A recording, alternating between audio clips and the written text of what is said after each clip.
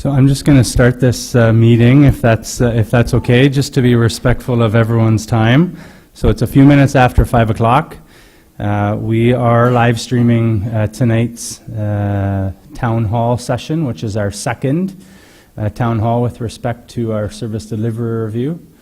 Thank you to those that have joined us online as well as those that have joined us in person. Just a couple housekeeping items and introductions to kick things off, and then I'm going to hand it over to the consultants. So John Noss and Sammy Issa with Blackline Consulting have joined us this evening and will be presenting the interim results of what we have undertaken as a service delivery review.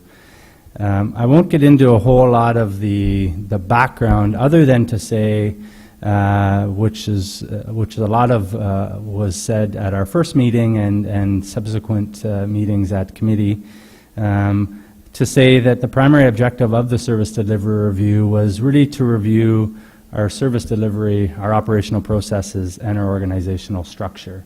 With that all said, the intention being not to leave any stones unturned. In terms of housekeeping, as I said, we are live streaming, so any questions that are asked, not only or any questions that are asked in person, we will just repeat those questions on the microphone for those that have joined us online. And those that have joined us online, if there are any questions that you have or any comments that you'd like to provide, you can email them to jlees, L-E-E-S, @penetangmachine.ca, and we will announce those questions or comments via the microphone. To date, this project started in July and we are now in October with the expected completion date and final report being presented to Council on November 22nd. We have engaged a steering committee internally, which was composed of 5 members of staff plus myself, as well as 3 members of Council to help guide the project along its way. Just in closing, thanks again for those in attendance tonight, as well as those that have joined us online. And I will hand it over to John to walk us through the presentation. Thank you, Jeff, and thank everyone for joining tonight. The presentation will probably last about 20 minutes, and then I'm going to open it up to some questions. So what I'll do is we'll go through the information. I'll cycle back to the table of contents, so if there's a particular section that you want to discuss, happy to open that up, answer any questions, but also elicit any more feedback that you may have in anything that's been shared. The primary objective today is really to give you a sense of where we are to date, some of the findings so far, as well as to answer any questions or concerns you may have, and any other opportunities that you'd like to share that we need to consider as we go forward. Okay. In terms of the agenda, we've got about 8 sections that we'll walk through, and we'll start off where we are. Jeff spoke a little bit about timeline, so I'll just take you through that in a little bit more detail, and then we'll step through the current environment. And for me, this is really important to understand the contextual information. There's 2 aspects that we look at, which is external, looking at things that are happening to the town. There are things that are outside of the town's control, but you have to deal with it. The second one is internally. So what is happening internally and how you're reacting to that. We'll then move into themes, which here are some of the emerging themes. These are some of the opportunities that we've identified and how we've kind of categorized them, and I'll give you a perspective of what some of those opportunities are. We'll talk about services and service levels. As Jeff mentioned, part of the scope was very much to look at how you deliver services and how it compares to either a legislated service level or a service level that you have in-house, and how you're delivering against those. We'll move on to organizational analysis, where we've got some observations around the structure and how you compare it to some of your peers. We'll talk about property tax, the financial analysis, and also a bit more just with your peers in our comparator analysis. So where are we right now? So first of all, the good news, we're on track, which is always nice to say. We started this program out in July, and I distinctly remember sharing this to the steering committee to say, this summer, absolutely confident with those dates. As it gets beyond that, we'll have to do a checkpoint and see how things go. With these reviews, sometimes things change, you never know, but where we are right now, I would say we're over the hurdle, and I don't see any potential for delays and us not hitting the November 22nd deadline. Just to give you a bit more detail around what's been going on and what we've been doing, we've broken it down into 4 key phases: discovery, analysis, insight, and report. We do that, the first thing we need to do is discover. We need to understand the information that's available to us. So it's collating information, gathering it, and we do that through a number of different methods: interviews, workshops, data, documentation. We gather all that together. The next phase is then really pulling it together, and what does it mean? What are some of the analysis that we need to undertake? And making sure that, do we have the right data? From there, it's what we call insight, which is now that we've had a chance to validate the information, it's what is that telling us? What are we drawing from that? And that really then plays into our key observations, as well as the opportunities that we'll talk about in a little bit. Finally, which is the phase that we're in right now, which is around reporting and creating the final report. There's a couple different, if you look down the left-hand side, there's 7 phases that within the RFP that was sent out that we responded to, that we were requested to provide. The first one, project set, startup, and getting it kicked off. The second, environmental scan, which is very much looking at that current situation. What is happening externally? What's the implication to the city? The second, or the third, is review the current service delivery model, which is the service level, so we'll come on to that. 4, review of the org and staffing. So we've been going through that, which is everything from an HR perspective, the org structure, and how you compare against some of your peers. The benchmarking really is the peer analysis, and that covers kind of quite a bit of areas, and that's why you can see that they all kind of filter back into number 3. 6 and 7 are about drafting the report, which I've covered off. So that gives you kind of a key summary of where we are and what's been going on to date.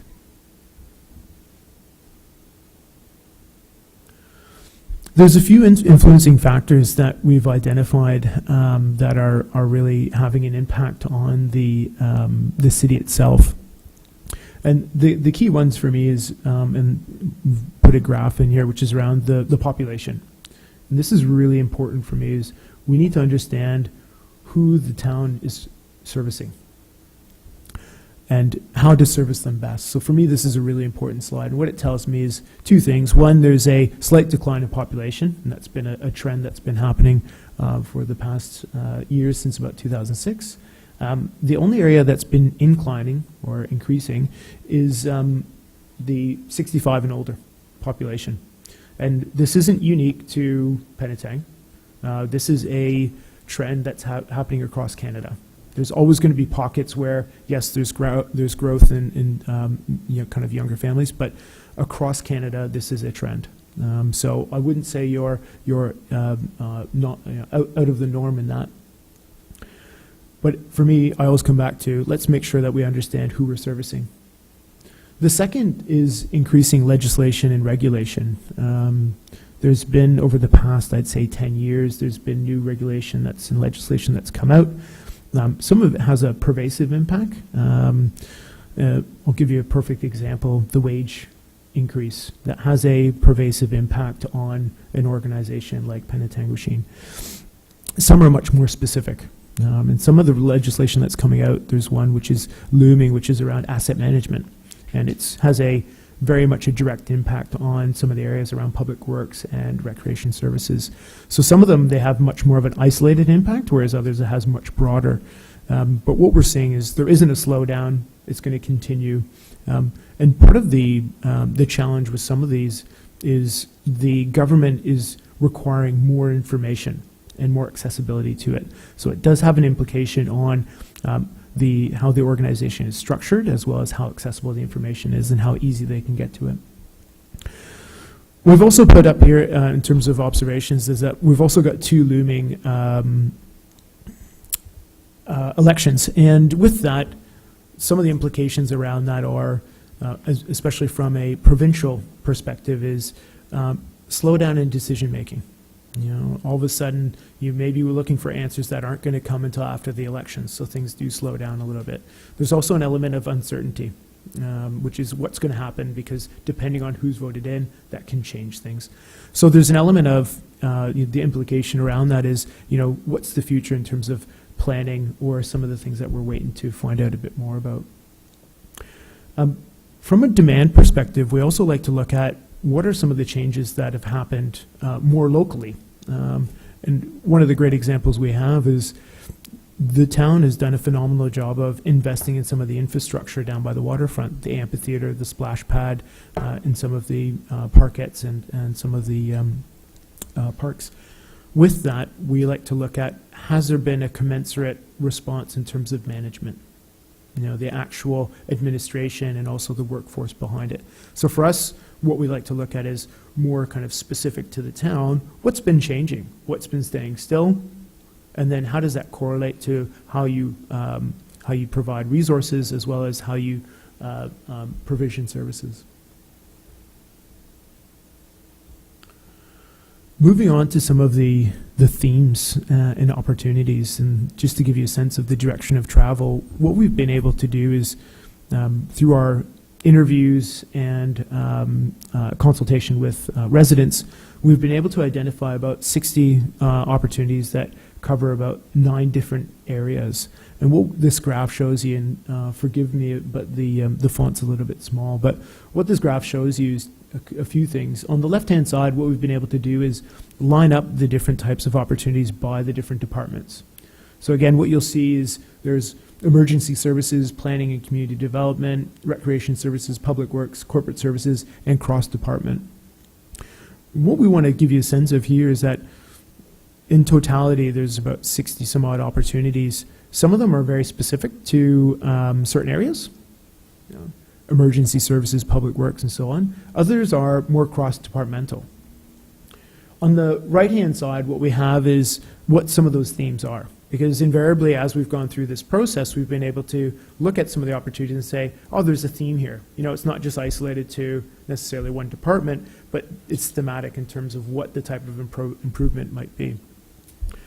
The areas there are digital and technology, capability, capacity, communications, governance, process, procurement, records and information management, and equipment. I'm mentioning them now. We're going to go into the next slide, which is a bit more detail about those. At the bottom, what we've kind of depicted here is overall, there's 2 different categories of opportunities. One is what we call service improvement.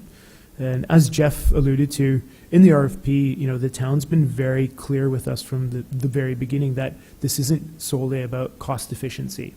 In some service deliveries, that's absolutely the focus point. Here it isn't. This is much more about improving services and sustainable efficiency. So having said that, we've broken it down into 2 categories. And you can argue that they're not mutually exclusive, and that's absolutely true. But for me, the 2 categories are service improvement and efficiency. And the way that we've been able to bucket them is, if there's an opportunity, what's the main benefit behind it? Is it going to improve service quality or services, or is it going to be a result of inefficiency? There's examples that we have which will actually provide both, but what's the primary benefit of it? And that's how we've kind of categorized it. So for me, this just gives you a snapshot of, what have we found so far, what's the size of it, and the distribution. Now I'll go in and I'll speak to each of them separately. So each of the themes, what some of those themes might be. I don't think there's any surprise with the first category. Digital and technology, it's pervasive. A lot of our other clients, a lot of municipalities are also looking towards digital and technology, and partly because consumers want it. Consumers are using more and more either online services, mobile services, access to information, availability of services. So invariably, the municipality has to start offering some of those services. The digital and technology is a combination of, I'd say, 2 types of opportunities. One, which is, how do we service the public better? Instead of coming in and registering your children for programs or paying taxes on coming in and paying for it, can we offer some of those services online or access to some of that information ahead of time so you don't need to come in. So that's one aspect, and that's very direct in terms of a channel and offering those opportunities. The second is, how do we use technology more efficiently internally? And some of that, the opportunities that we have there is, you use technology, are there other ways that we can use it and it kind of expand that? And what we found is that there's a few areas where we can shore up some of those areas where they're deficient around technology. Communications was another area that, again, it's got two perspectives, both internally and externally. And while communications is important, it's one of those things that it can be very difficult to measure how well you communicate. But one of the things that we came across, I'll start with internally, is being able to provide a bit more structure around how we communicate internally, so there's more consistency, and that information flows more easily throughout the organization. The rationale there is, the opportunity is to reduce some of the miscommunication or competing priorities around workloads. Externally, it's definitely about being able to, how best do we inform the public? What's going on, when are events, making sure that everyone has a perspective of that, but also making sure that we're contacting our constituents the best way possible. Some like phone, some like walk-in, some like digital, some like the mail. We need to make sure that we've got a consistent method for sending information out, but as well as collecting it and bringing it in internal. Capability. There was a few areas within the town that we looked at around improving capability. And the few that we wanted to mention here, which was around performance management. And one of the key things for me is, if you have everyone laser focused on a few objectives, then that can have a ripple effect down to, John Noss as an individual working in public works versus that same person working in recreation services. We know exactly what the town's trying to achieve and how I'm contributing to it, and therefore I can then be measured against it. So for me, there's an element there where we saw in terms of capability, there's a performance element, which is making sure that we're giving our staff, good way and consistent message for measuring their performance and how they contribute to the services. The second is cross-training staff. And given the size of the municipality in terms of the staff composition, one of the key things is looking at how can we better leverage some of our staff. And an element there is around cross-training. Instead of having to hire more staff just so you have coverage for sick days and vacations, can we cross-train and can we educate them around training and other jobs so that they can help out other staff, either when they're sick and not available or when there's an increase in work volume. The final one was around seasonality of employment. And making sure that we've got the right capability at the right time. You've got an investment that's been made around some of the infrastructure for the recreation services. However, the span of the time that is needed for maintaining that doesn't necessarily coincide with the part-time students. Students have a summer, they've got to go back to school. That's not necessarily when everything shuts down here as well. Perfect example, it was such a beautiful weekend, and Thanksgiving, I remember once where I was actually dressed in winter wear. But so there's an element there which is making sure that we've got the right capability at the right time. Finally, governance, and this is an area of one of our responsibilities as performing a service delivery review is, I think Jeff alluded to it again, which is we need to look under every stone. So it's our job to give you a complete review of everything and provide all those opportunities. And some of the opportunities that we look at is how well is governance, how well is the governance at the town. Specifically, the composition of the committees, how they flow into the organization as well as to the council, the council size, is it the right size given the town and its composition? As well as how do we make sure that we use bylaws most efficiently and effective. So those are some of the areas around governance that we look into and that we're continuing to look into. Some of the other opportunities and themes that we're looking into is equipment. How do we best use the equipment that we have and also maintain them? You know, some of the assets that you have in terms of equipment quite expensive. How do we make sure we get the most bang out of our buck for that? Because that's really important. Procurement. The town will continue to buy things, and some of it's going to be a broad spectrum of things from consulting services and legal services all the way down to salt for the roads. So how do we make sure that when we do spend money, we're spending it the most efficient way, as well as managing any third-party suppliers to make sure that we get what we need out of them without increased cost? So the opportunity there is make sure that we've got robust kind of procurement, both in terms of knowledge within the senior management, as well as consistency on how we manage them. Records and information management.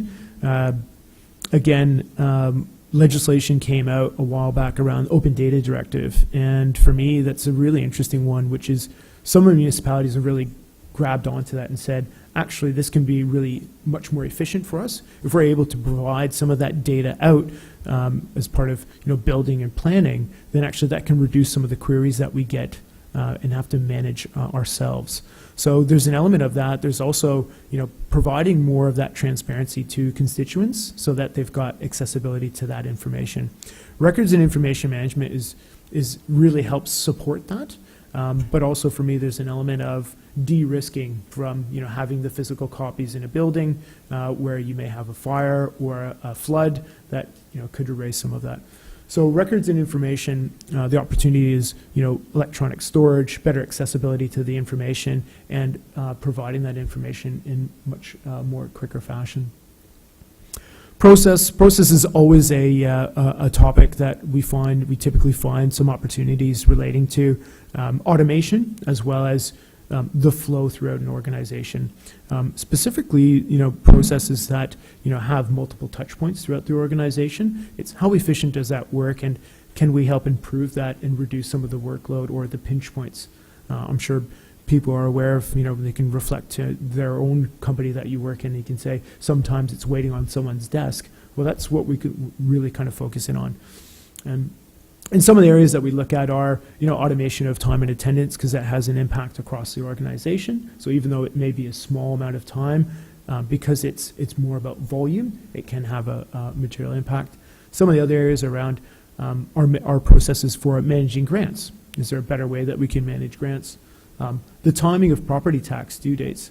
And finally, customer services and complaints management. How do we make sure that when a call comes in, it gets closed, even though we may have handed it off to another department?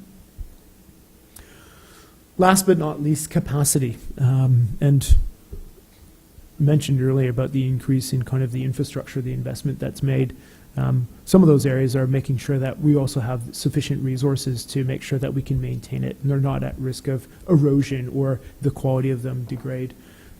So for me, it's also making sure that do you have the right capacity and complexion of staff for that? So full-time, part-time, and seasonal employees. What's the right mix for the town, and given any changes in work volume? So those are the two things that we really look at to make sure do you have that shored up.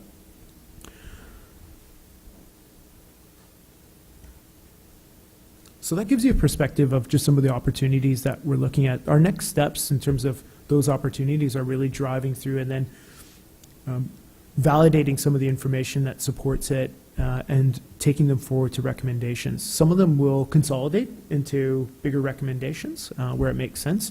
Others, we may do more analysis than others because they're a little bit larger. One of the other aspects as part of this review is looking at the services and service levels. And broadly, what we found is that the town's in line. So one, in terms of legislated services, you're hitting the legislated service levels. The other one for me that was quite interesting is that we did reach out to residents. We had a survey, we had a few town halls, and we also had feedback from some of the residents that sit on the advisory committees. And for me, what was really interesting is that overall, the sense that we got is there's general satisfaction with the services that are provided. There are definitely some notable areas, and those ones that we noted were road conditions, the main street, and economic development. And the economic development one was really interesting because it was, how are we attracting more either businesses or institutions to the area? We've had some institutions that have closed in recent history, as well as a big manufacturing firm. One of the other things that we note as we look at service levels is also, how are you delivering those services? Is it largely from internal resources? Is it third parties? Is it contracted? One of the things that I was immediately very surprised that the town's been quite progressive around its use of shared services. And for me, that's an element of, one, is it resulting in what you want, which is access to, either quality staff that you could not potentially get because it's too expensive for, a town of your size, and two, efficiency, cost efficiency, to get economies of scale. So for me, that was a really great point that compared to some of the other municipalities I've worked with, much more progressive here than in other areas. I've talked about the expanded scope in the new infrastructure for recreation services. One of the other things that we've noted is, are there any anomalies? Are there areas where certain services are being delivered out of other areas that we wouldn't expect? And there's a few, but one that we found was some of the clerical services that we would expect under clerk's department is actually under recreation services. And again, when we kind of scrape away at the detail and find out, why is that? Because you've got a small organization, sometimes individuals, the job follows them. They're best suited because of the capability. So for us, it's, what's the best approach for that? Is it to have it continue to reside there, or should it move back and you need to build that capability in the other department? Finally, one of the other things that we did look at was, because road conditions was one of the primary concerns raised by the residents, is we also, it is a legislated service around the quality and maintenance of the road. And what we did find is that the town's actually above average compared to its peers. So in that sense, I'd say, being above average means that, there's others that are actually has worse conditions than you. May not make you feel any better, but definitely you're not at the lower end of the bar, which for me is a good point to make sure that, are you delivering the service at the level that it should be at?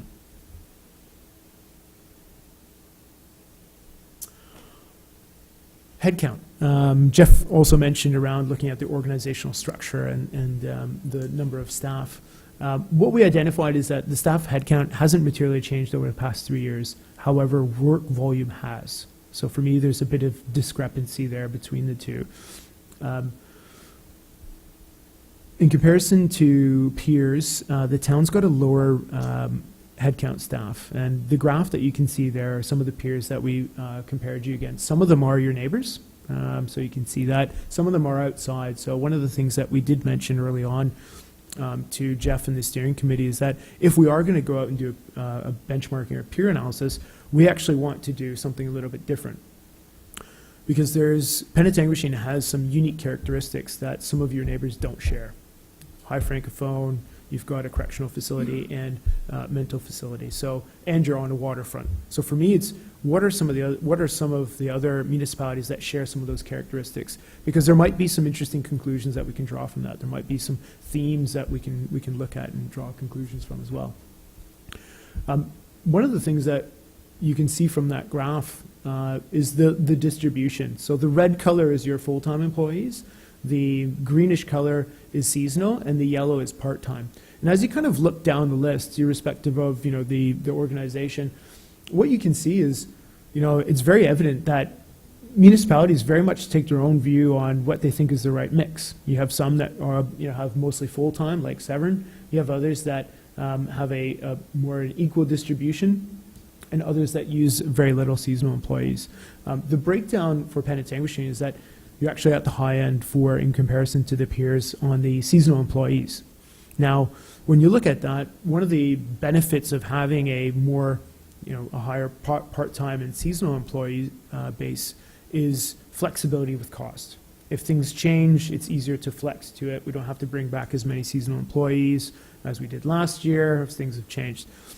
However, because you've had increased work volume, again, there may be an opportunity to actually realign some of that and redistribute some of those, the staffing that you have. The other thing that's really important is if you do have a high seasonal staff, it's really important that as they come on, do we have the right structures to onboard them, get them up to speed on what their responsibilities are, and manage them appropriately.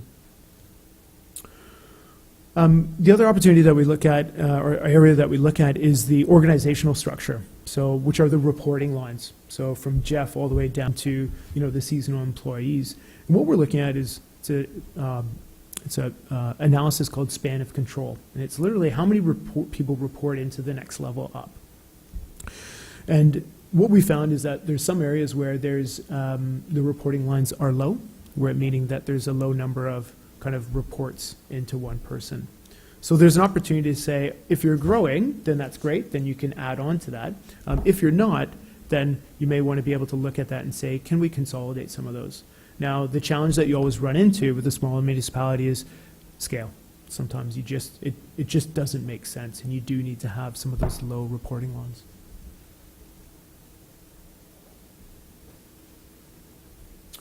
Property tax. So interesting topic, I think, for anyone that is a household owner, regardless of where you are.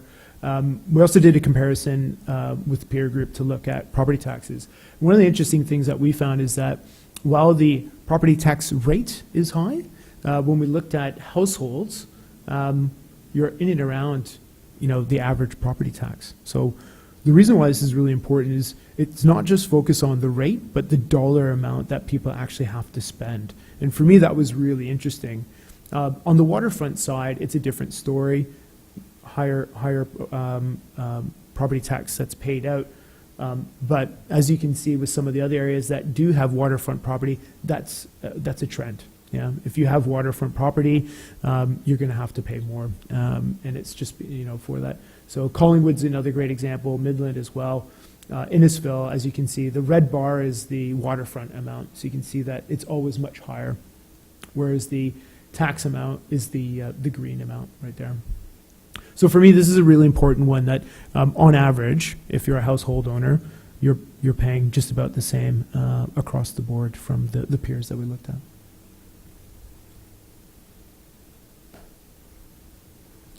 We also look at expenses and revenue for a given municipality. And what was interesting is the town is among the lower cost revenue per household, which means in terms of the cost per household, it's on the low end side.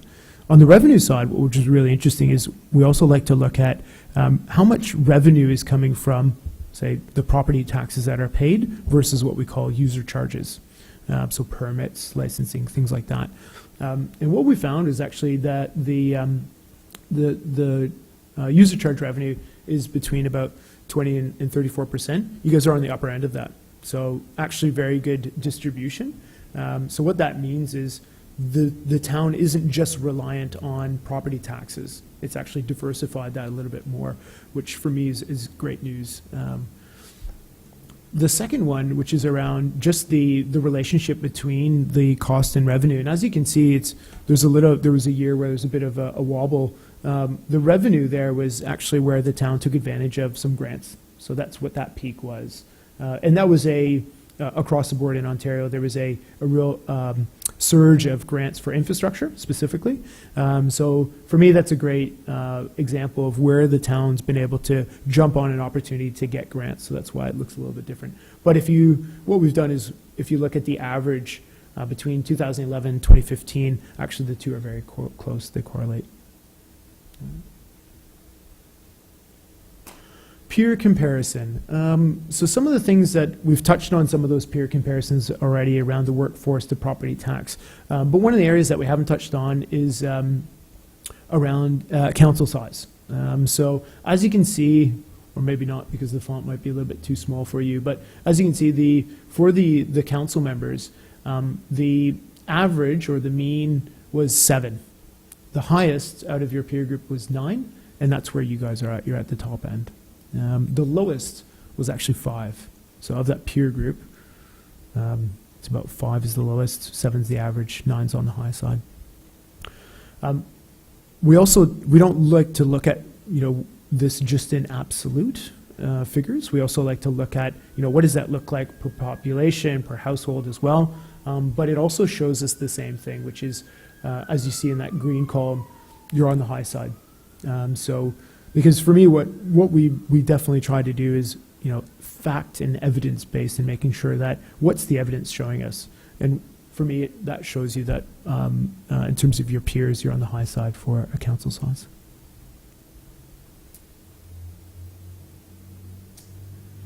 That's it in terms of our presentation. I'm just going to flip back to the table of contents, and then I'm going to open it up so we can have some questions and comments.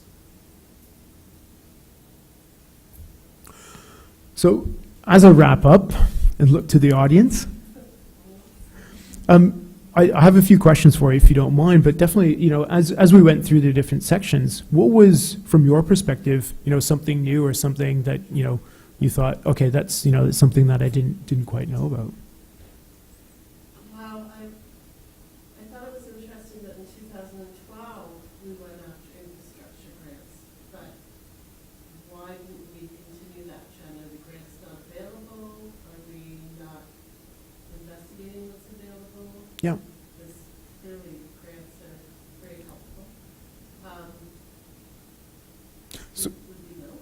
Yeah, I can answer that. So the question was in 2012 about the infrastructure grants. Why didn't we continue to see that? The answer is actually fairly simple. It was a one-time year where it was available. So basically the government did a big infrastructure investment and said, there's a pot of money available. Whoever wants it, show us that how you're going to spend that money, write the case, and then we'll go forward. So it was a one-time event, and that's why. But yeah. And there are, historically, if we went back further, there's other examples, different examples of that as well. And there's actually one which is around shared services as well, is a great example of another one where there's a pot of money that's available. So if you can write a good business case, then you can get some investments. And when you were surveying the community, how did you approach them? Like, was it just the survey online?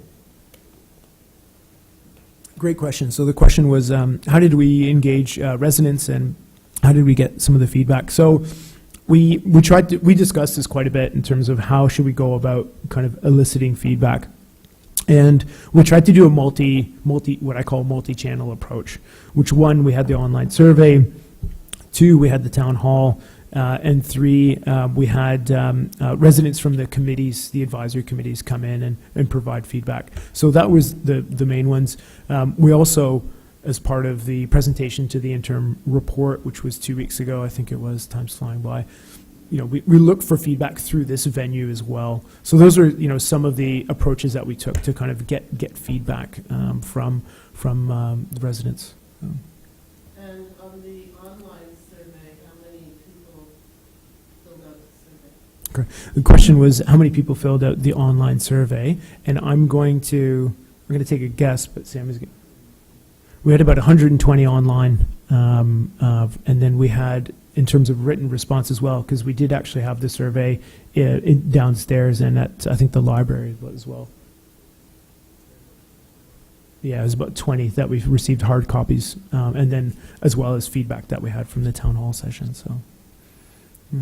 So in your having done this for other towns, how does that feedback? Is that good feedback? So the question is, in terms of feedback, is that good feedback? So I was actually very impressed with the number, because what we do is we like to look at, given the town's population, what would be statistically relevant? How many responses would we have to say that's actually representative of the entire town? And what we ended up with is, we did some work to say it's probably about your population's a bit under 10,000. We imagine that for someone to fill out the survey or come in and provide feedback would be 15 years or older. So then that drops it down to about 7,000 people-ish. So from that, to make it relevant, it would have to be between 95 and 300 responses. So what that tells me is you're bang in kind of the middle, which means the error margin is plus or minus kind of 5 to 10%. It's probably about 8%. But for me, in terms of just overall, we did it for another municipality, and it was significantly lower. And we tried everything, and we just couldn't get feedback. It was just really difficult. So for me, I was really happy to see that there was the level of engagement at the town. The other one that was interesting, if I may just share, was from the. I'm always concerned when you ask, filling out a survey, because we ask about the different how you like to be communicated with, and as I always expect is. When you do an online survey, everyone says, well, online, I want you to communicate either through email or a website or whatever.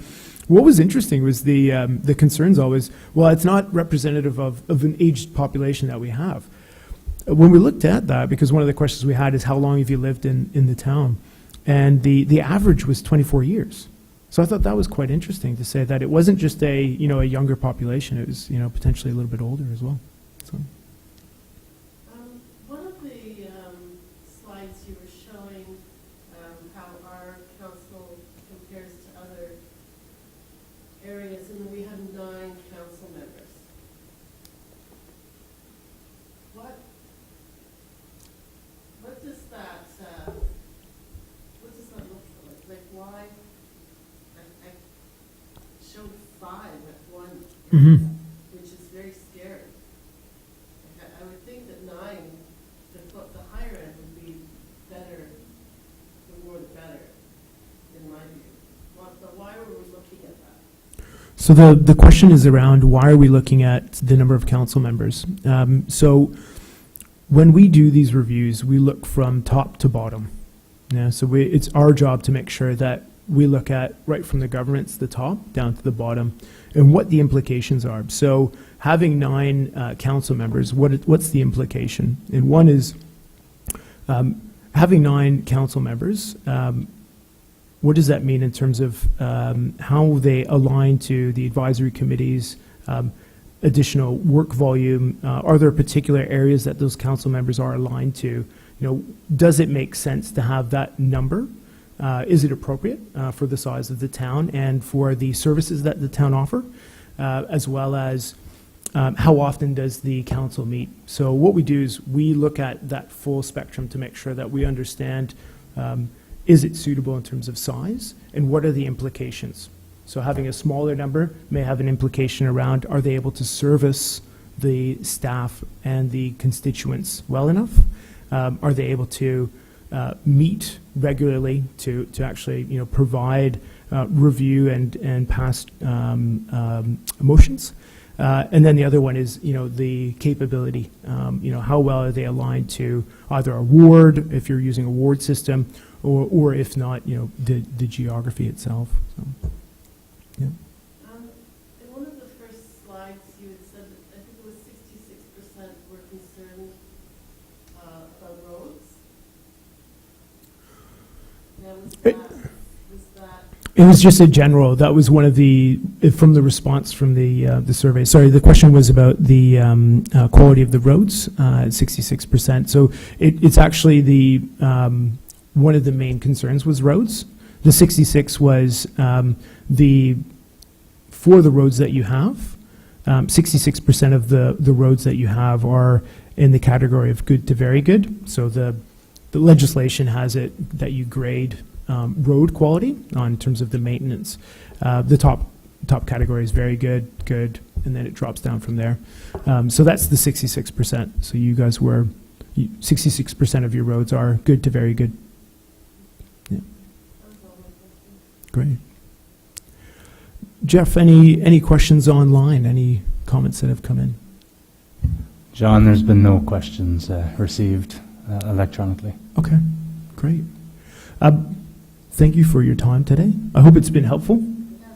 I just for those that are online and for yourself, we're aiming for November 22nd, so there'll be some additional communications that will go out. That will be our final presentation for the report and our findings.